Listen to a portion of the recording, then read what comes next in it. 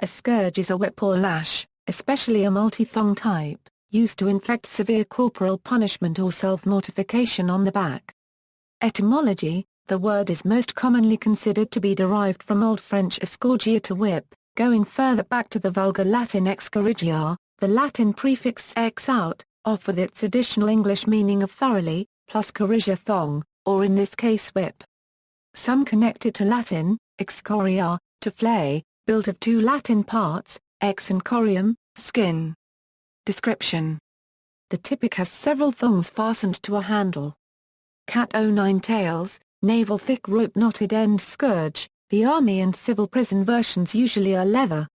The scourge, or flail, and the crook are the two symbols of power and domination depicted in the hands of Osiris in Egyptian monuments. They are the unchanging form of the instrument throughout the ages, though one interpretation of the flail depicted in Egyptian mythology is that it was an agricultural instrument used to thresh wheat, not implement corporal punishment. The priests of Cybele scourged themselves and others. Such stripes were considered sacred. From a biblical quotation, Scorpio scorpion is Latin for a Roman flagrum.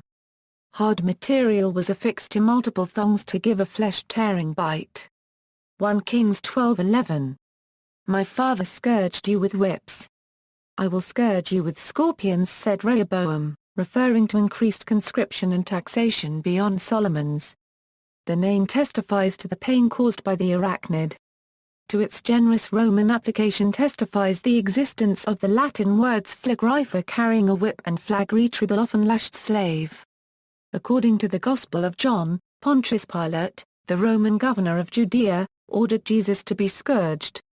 Scourging was the first step in the traditional Roman punishment for parricide. Scourging was soon adopted as a sanction in the monastic discipline of the 5th and following centuries.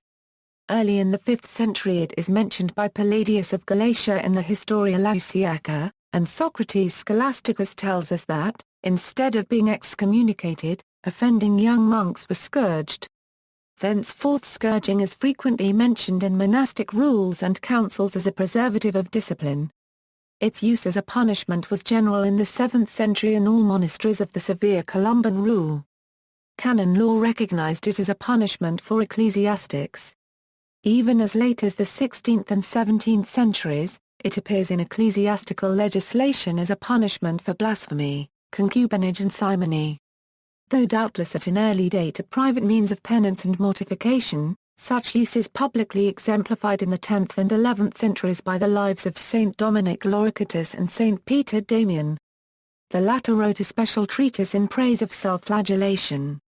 Though blamed by some contemporaries for excess of zeal, his example and the high esteem in which he was held did much to popularize the voluntary use of the scourge or discipline as a means of mortification and penance.